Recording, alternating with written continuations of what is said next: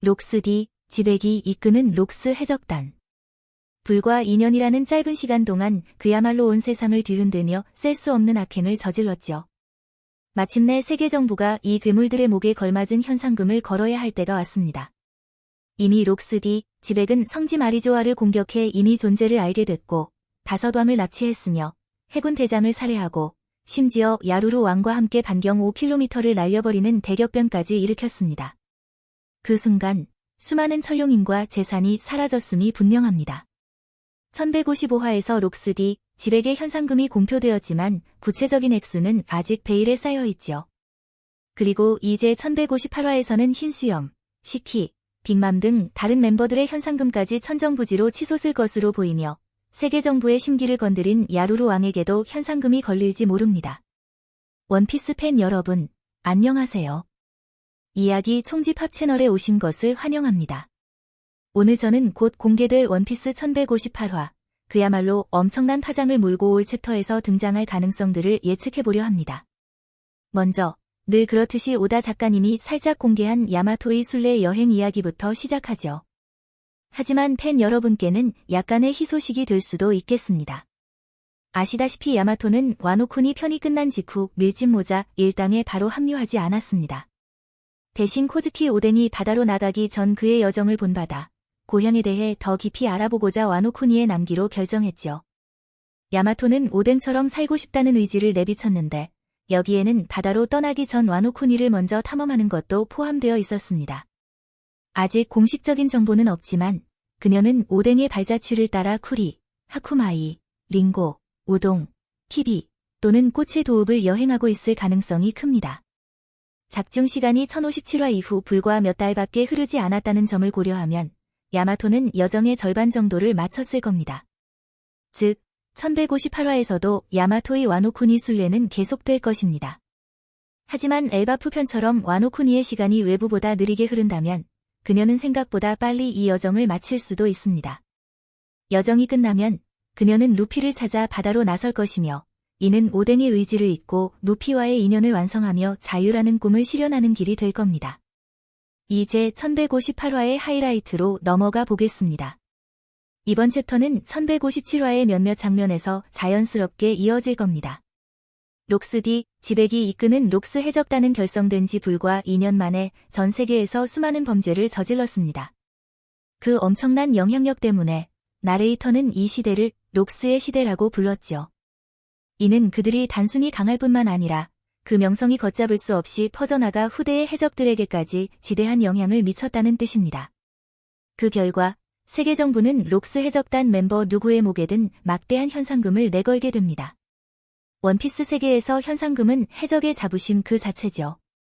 액수가 높을수록 위험도와 세계에 대한 위협도 커지니까요.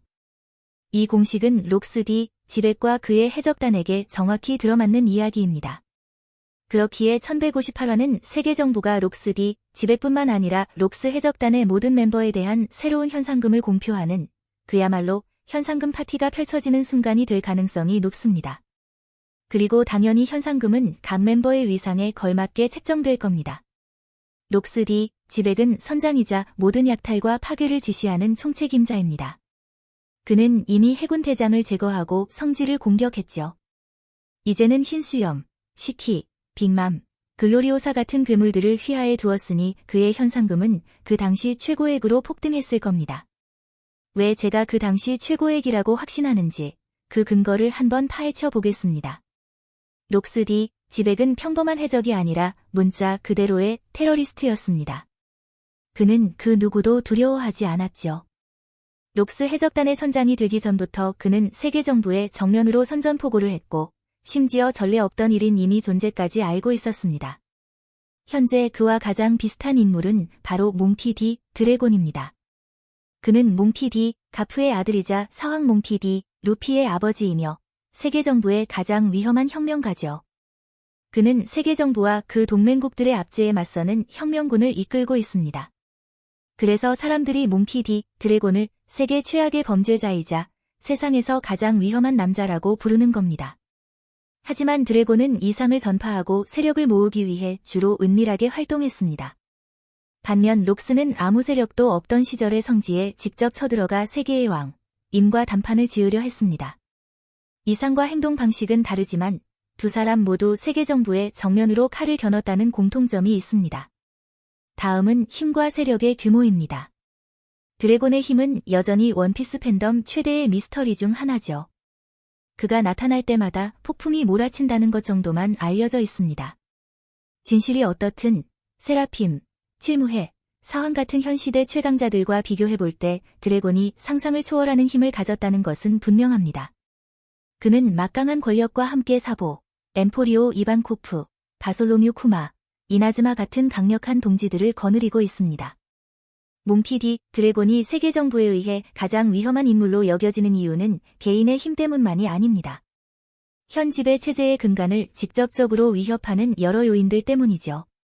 첫째, 혁명군이라는 조직과 그 사상적 위협입니다. 드래곤은 세계 정부와 천룡인 체제를 직접적으로 타도하려는 목표를 가진 유일한 글로벌 조직, 혁명군의 총사령관입니다. 약탈이나 모험에 집중하는 해적들과 달리 혁명군은 억압받는 국가를 해방시키고 사보가 그랬던 것처럼 세계 정부의 심장부를 공격하며 핍박받는 민중에게 자유사상을 전파하는 뚜렷한 이데올로기를 가지고 활동합니다. 이 때문에 그들은 사왕보다도 세계 정부의 통치 시스템에 더 본질적인 위협이 됩니다. 레벨리 공격이나 정부의 손에서 쿠마를 구출한 작전들은 이 조직의 능력과 혁명군의 무서운 규모를 여실히 보여줍니다.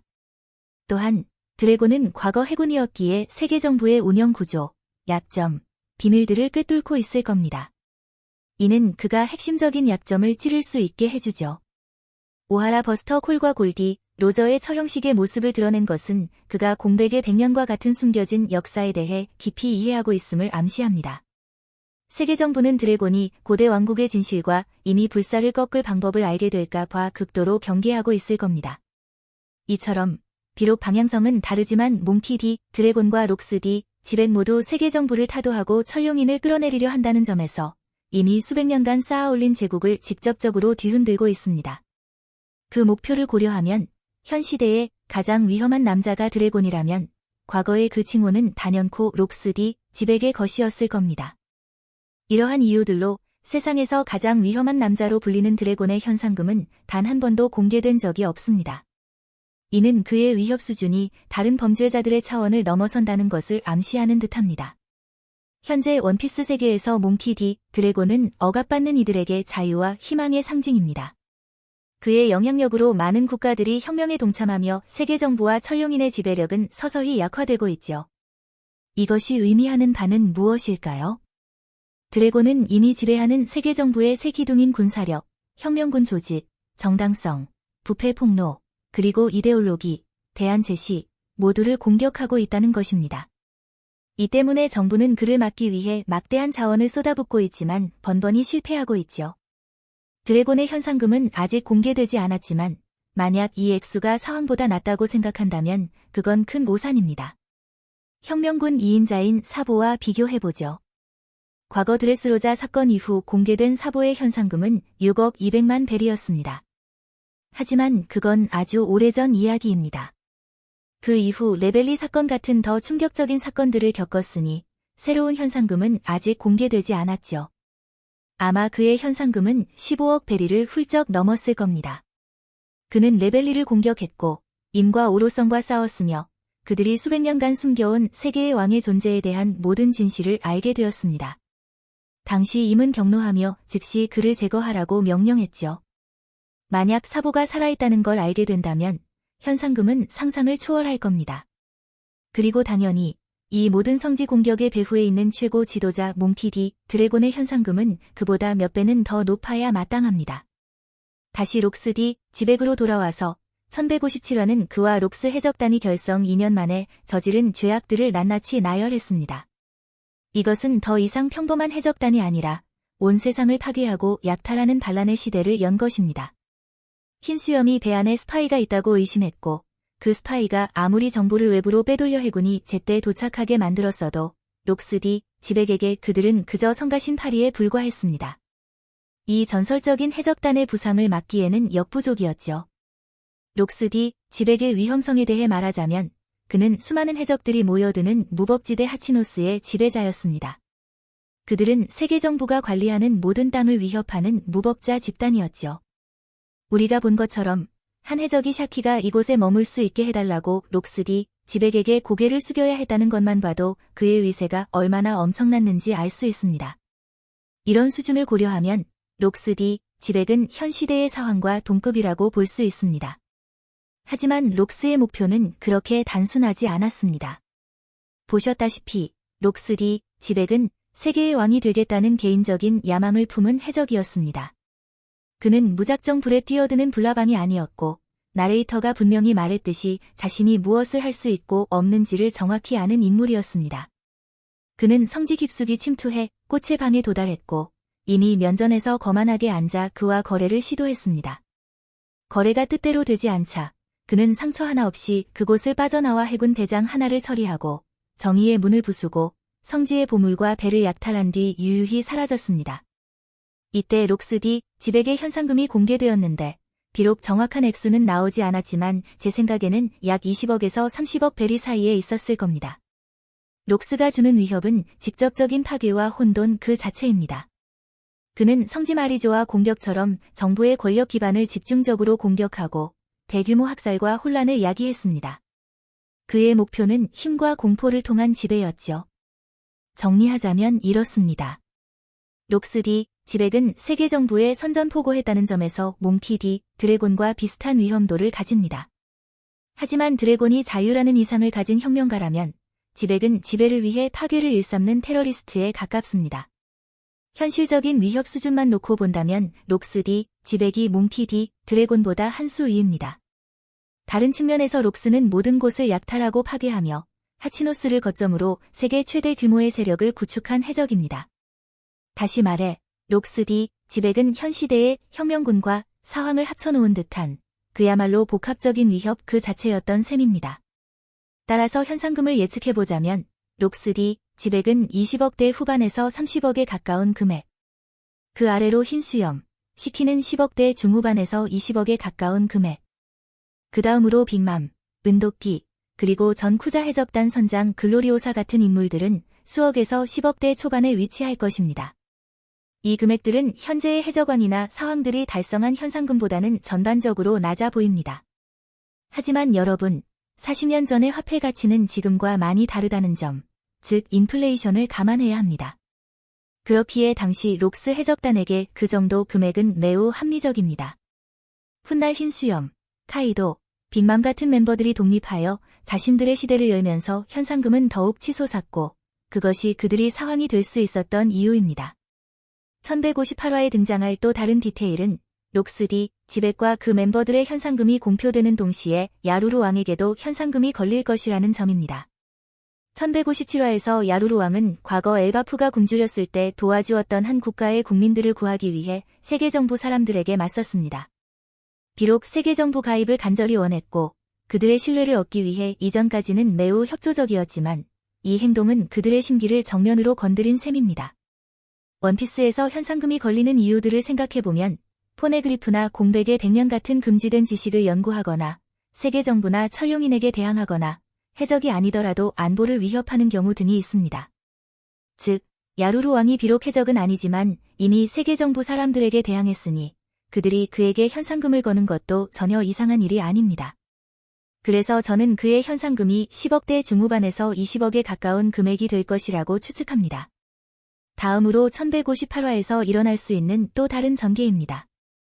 1157화 마지막, 우리는 오로성이 논의를 마치고 야루루 왕에게 조건을 제시하는 것을 보았습니다. 엘바프가 세계정부에 가입하려면 그가 록스디 지백을 제거해야 한다는 것이었죠.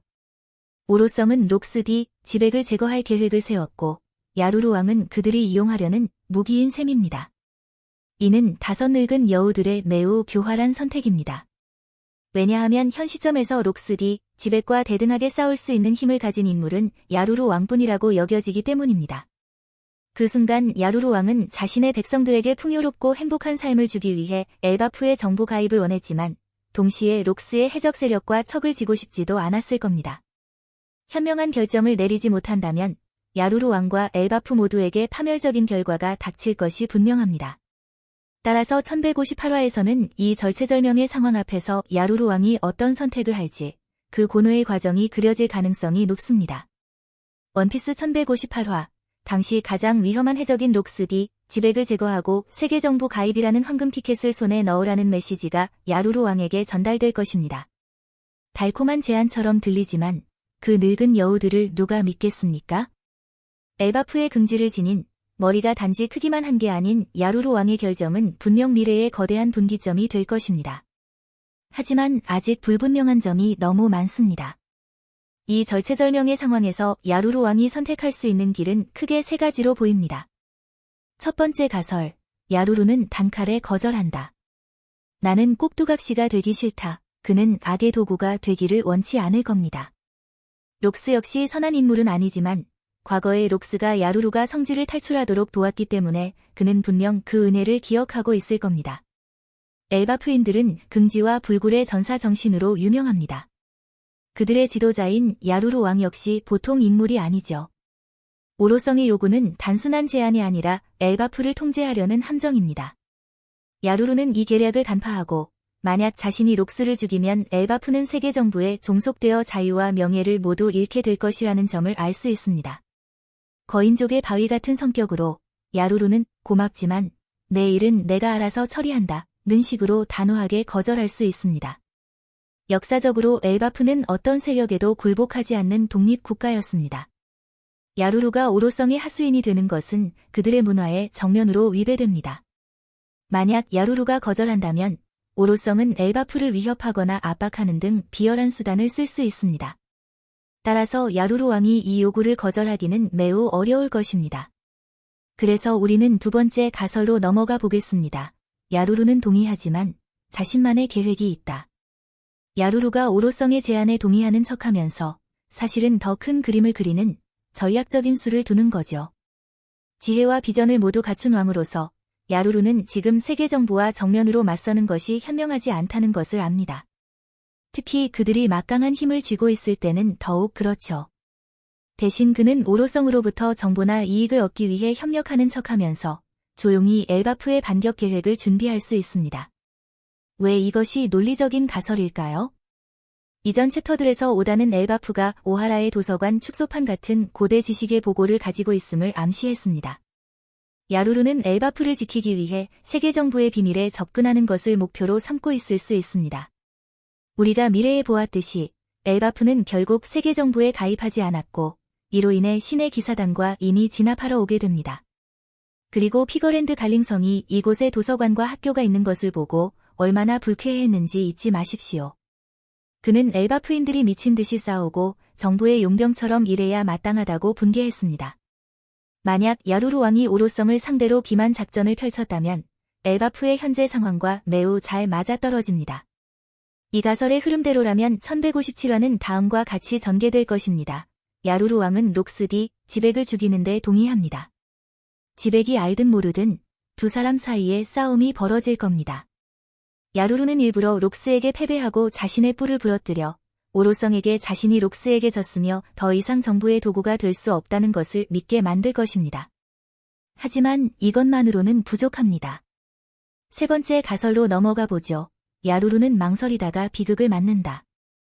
왕들이 항상 즉각적으로 단호한 결정을 내리는 것은 아닙니다. 야루루는 진퇴양난의 상황에 빠질 수 있습니다. 한쪽에는 세계정부가 약속하는 평화와 보호가 있고 다른 한쪽에는 거절할 경우 닥칠 전쟁의 위험과 긍지가 있습니다. 이 망설임이 큰 비극으로 이어질 수 있는데 예를 들어 야루루가 그의 아들 로키에게 살해당했다는 소문처럼 말이죠. 하지만 잠깐, 오다 작가는 결코 그렇게 단순하지 않습니다. 아마도 오로성이나 엘바프 내부의 배신자가 야루루의 망설임을 이용해 손을 썼을 수 있습니다. 우리는 엘바프가 완전히 단결된 국가가 아니라는 것을 압니다. 영토 내의 여러 부족들이 계속해서 갈등을 빚고 있죠. 이것은 야루루가 결코 완전히 해결하지 못한 어려운 문제입니다. 로키가 아버지를 죽였다는 혐의를 받았던 것을 기억하십니까? 로키의 말에 따르면 그는 억울하며 배후에 세계정부가 있을 수 있다는 가설이 제기되었습니다. 야루루의 망설임이 엘바프 내부의 분열을 야기하고 적에게 공격할 기회를 주었을 수 있습니다.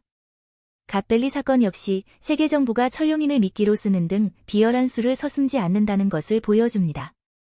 그들이 로키에게 누명을 씌우기 위해 야루루를 암살하는 것은 충분히 가능한 시나리오입니다. 야루루가 어떤 길을 선택하든 거절, 협력, 혹은 망설임, 그의 결정은 갓벨리와 원피스 역사에 있어 거대한 전환점이 될 것이 분명합니다. 오다 작가의 스토리텔링 능력을 감안할 때 1158화는 팬들의 심장을 먹게 할 반전을 선사할 수 있으며 엘바프인들의 의리, 긍지, 희생에 대한 깊이 있는 디테일을 담고 있을 겁니다.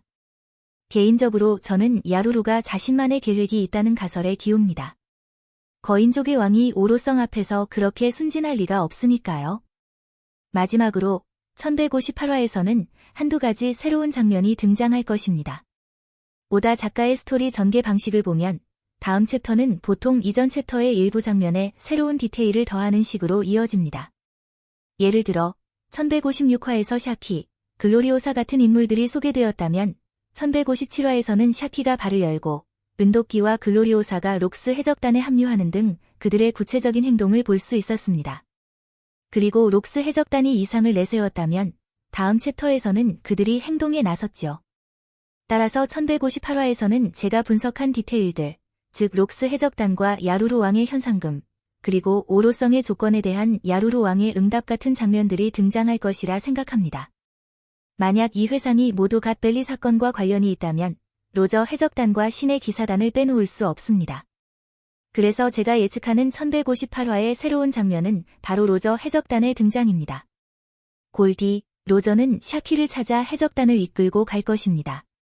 왜냐하면 이전에 그가 1년 동안 그녀를 만나지 못했다고 한탄하는 장면이 있었기 때문입니다. 즉, 골디, 로저와 그의 선원들은 하치노스에 있는 샤키에 바로 향할 것이고 이는 그가 그곳의 일부 해적들과 충돌하게 만들며 록스 해적단과 마주칠 가능성도 매우 크게 만듭니다. 다음 새로운 장면에 대한 예측입니다. 앞서 언급했듯이 이 장면은 신의 기사단과 관련이 있을 겁니다. 아마도 그들은 임으로부터 록스 해적단과 록스디, 지백의 위험성, 그리고 갓벨리에서 열릴 인간 사냥, 대회에 대한 정보를 전달받을 것입니다.